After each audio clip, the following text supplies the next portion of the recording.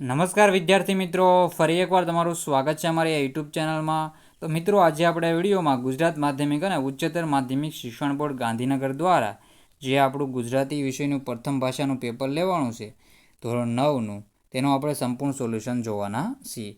પ્રશ્ન બેંક 2 રહેશે. તારીખ છે મિત્રો 8/8/2024. તો પૂરેપૂરું પેપર સોલ્યુશન જોવાનું રહેશે. આ પાર્ટ 2 છે. આની પહેલાં આપણે પાર્ટ 1 કરાવી ચૂક્યા છીએ. જોવાનો બાકી હોય તો સારી રીતે જોઈ લેવાનો રહેશે. તેમાં આપણે બધા જ ક્વેશ્ચનનું સોલ્યુશન કરાવી દીધેલું છે. જેમ કે ગુર્જરીના ગૃહકુંજ છે તો એમાં આવશે સુંદરમ, અને ગોપાળ બાપા તો દર્શક. તો એમાં પણ સારી રીતે મિત્રો જોડીને તમને દર્શાવેલા છે, તો ત્યાંથી તમારે જોઈ લેવાનું રહેશે. અને પીડીએફ માટે ટેલિગ્રામ ચેનલને જોઈન કરી લેવી. વન એજ્યુકેશન ગુજરાત ટેલિગ્રામ ચેનલનું નામ છે. તો આપણે જોઈએ તેમાં કૃતિ અને સંદર્ભ છે. ગુર્જરીના ગૃહકુંજ અને ગોપાળ બાપા, તો એ આપણે જોઈ લીધેલું છે. એ કેમાં આવશે? એમાં આવશે વસુધા, આમાં આવશે વસુધા, અને આમ ગોપાળ બાપામાં આવશે ઝેર તો પીધા જાણી જાણી.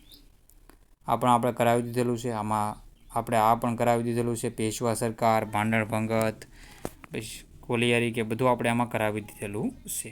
તો આગળના બાકીના ક્વેશ્ચનો છે આપણે હવે જોઈ લઈએ. તો અહીંથી આપણે બાકી છે, તો પ્રશ્ન બીથી બાકી છે. ગોપાળ બાપાએ કોતરોમાં શી વિશેષતા દેખાતી હતી? તો ગોપાળ બાપાને આપણે જોઈએ તો કોતરોમાં શું વિશેષતા દેખાતી હતી? તો આપણે જોઈએ તો કોતર છે, કોતરોમાં જલ્દી આપણે જોઈએ તો પાણી આઠ હાથ ખોદતા હતા, પાણી આવી જતું હતું. તેમાં આપણે જોઈએ તો કેરી મિત્રો બોર છે, લંગડો બોર છે, સારા એવા પાકે એ માટેની વિશેષતા દેખાતી હતી. સયાજી રાવે જીર્ણ શિવાલયના વિશે ગોપાળ બાપાને શું જણાવ્યું?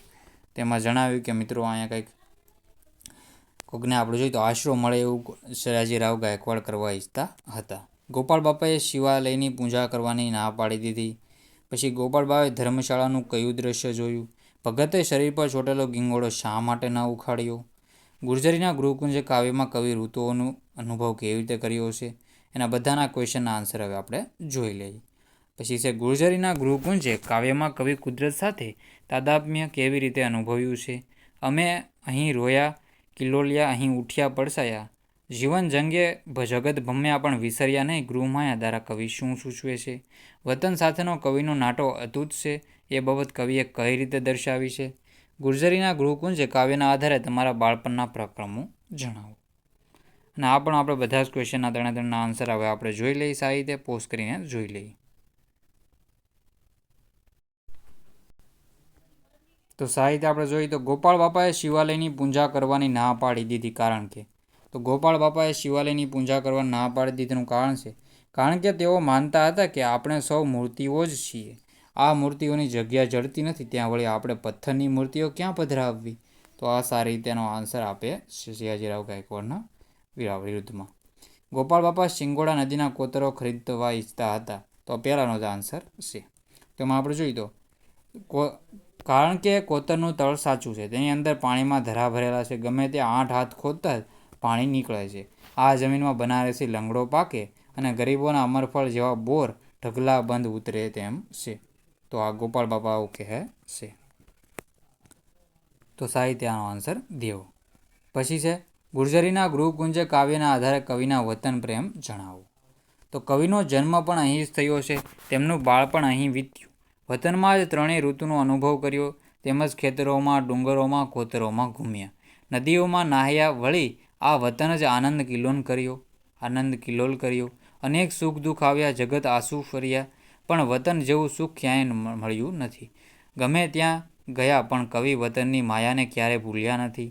આમ કાવ્યની દરેક પંક્તિમાં કવિનો વતન પ્રેમ દ્રશ્યપાઠ થઈ રહ્યો છે. તમારા બાળપણનો એકાદ અનુભવ તમારા શબ્દોમાં લખો. હું 12 વર્ષનો હતો ત્યારે મારા ભાઈ બહેન સાથે ચોમાસું માણવા માણાવદર ગયો હતો. માણાવદર ગામ પ્રકૃતિની ગોદમાં ફૂલ્યું છે. ગામની નજીક નદીમાં નાહ્યા, તેમજ ત્યાંના બગીચામાં ગુલાબ, મોગરો, ચમેલી, ચંપો વગેરે રંગબેરંગી ફૂલોની સુગંધ જામતી હતી. બોર, શેતુર જેવા અનેક ફળો હતા. શેરડીના રસને ઉકાળીને ગોળ બનતો હતો. અમને પણ રકાબીમાં ગરમ ગરમ ગોળ ખાવા આપ્યો. વાડીમાં હરણ તેમજ સસલાના નાસ્તા કૂદતા હતા. ગાયો ભેંસો સાયે ઊભી હતી. તો આવી રીતે તમારે સાહિત્ય આન્સર જોઈ લેવો. પછી તે વાડીમાં કોયલના ટહુકા, મંદિરમાં શિખર પર ટહુકતો મોર, આકાશનું મેઘધનુષ્ય ઉપરાંત વર્ષોના વધાવતા નૃત્ય એ રહેલો મોર કુદરતની રમણીય સૃષ્ટિમાં વિહારવાનો આનંદ છે, મારો શ્રેષ્ઠ અનુભવ છે. પછી છે ગુર્જરીના ગુરુકુંજ કાવ્યના આધારે ગુજરાતનું ગૌરવ દર્શાવતા મુદ્દા લખો. તો આ સાહિત્ય પોઝ કરીને તમારે વાંચી લેવાનું રહેશે. તો સાહિત્યનો આન્સર જોઈ લેવો.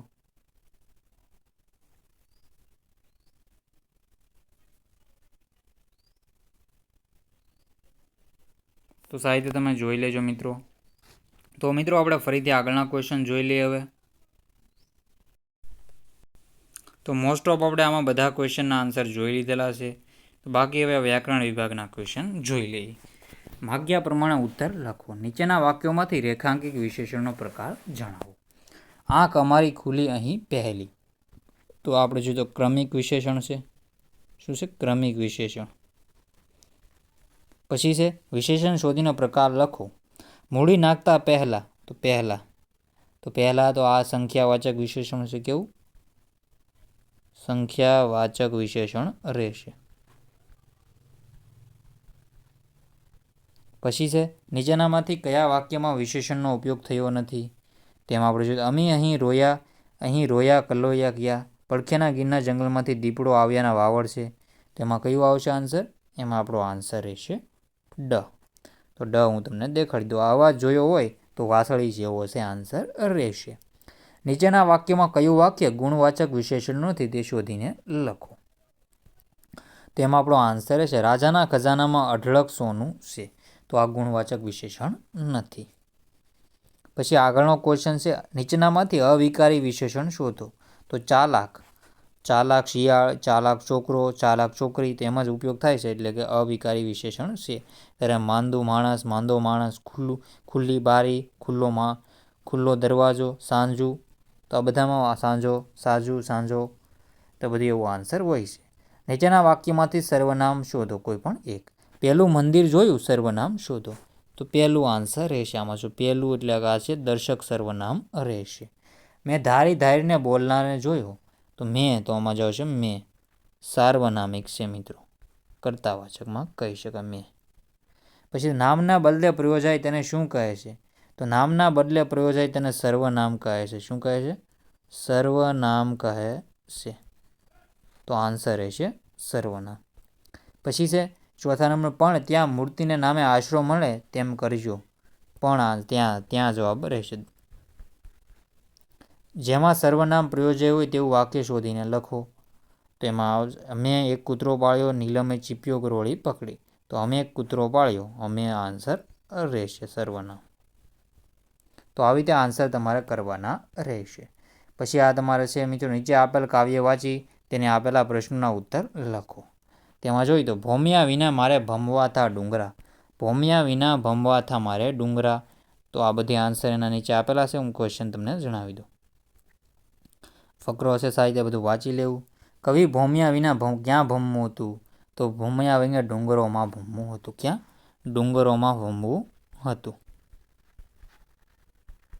પછી કવિ ભોમિયા વિના શું ભમવું હતું? તેમાં તમે આ બધું જ લખી શકો. ભોમિયા વિના મારે ભમવા ડુંગરા, જંગલની કુંજ જોવી હતી. જોવી હતી કોતરો, તો જંગલ જોવું હતું. પછી આપણે જોઈએ તો કોતરો જોવી હતી નદીઓની. પછી ઝરણા જોવા થા. પછી સરવાણીઓ. પછી હંસોની હાર જોવી હતી. બધું તમે લખી શકો. પછી છે કવિ શી રીતે પડઘા ઝીલવા હતા? તો કવિને કેવી રીતે પડઘા ઝીલવા હતા? ઉર બોલના ઝીલવા હતા. એકલા આકાશના તળે ઊભા રહીને એકલા પડઘા ઝીલવા હતા. પછી છે પાંજરાની મારી દુનિયામાં કલકલાટ લાગે છે. તો આ પણ આનો આન્સર તમારે જોઈ લેવો. કવિને દુનિયામાં ક્યારેક કલકલાટ જાગે છે? તો બારી આવીને આ જો અહીંયા. તો અહીંયા તમારો કલકલાટ જાગે છે. પાંજરાની મારી દુનિયામાં જ્યારે થાકી પાકી આવશે, બારી આવીને બેસે છે આકાશનું પંખી સુંદર. નાયિકા આવતા કોણ હસી ઉઠે છે? તો નાયિકા આવતા કોણ હસી સસલું. કાવ્ય નાયકને ઘરમાં તડકો કેવો લાગે છે? તો શીતળ લાગે છે. તો આવી રીતે આન્સર જોઈ લેવા. આ ત્રીજા નંબરનું છે તમારે મિત્રો જાતે જ કરવાનું રહેશે. પછી આના ક્વેશ્ચનના આન્સર પણ તમારે મિત્રો જાતે જ દેવાના રહેશે. અને પ્રશ્નો પણ તમારે જાતે જ મિત્રો કરવાના રહેશે. પછી છે આ વિચાર વિસ્તાર કરો અને આ નિબંધ છે આપણો વૃક્ષો વાવો, પર્યાવરણ બચાવો, ગમે એક લખવાનો છે એમાંથી. મારું વતન છે, આપણા તહેવારો, મિત્રતાની મીઠાશ અને પુસ્તકો માનવીના સાચા મિત્રો. તો આ નિબંધો છે, તો આમાંથી તમારે ગમે એ લખવાનું રહેશે. તો મિત્રો આપણી ટેલિગ્રામ ચેનલને જોઈન કરી લેજો. વન એજ્યુકેશન ગુજરાતને સાહિત્ય પેપર જોઈ લેજો. તો મિત્રો વિડીયોને એન્ડ કરીએ છીએ. જય હિન્દ, જય ભારત.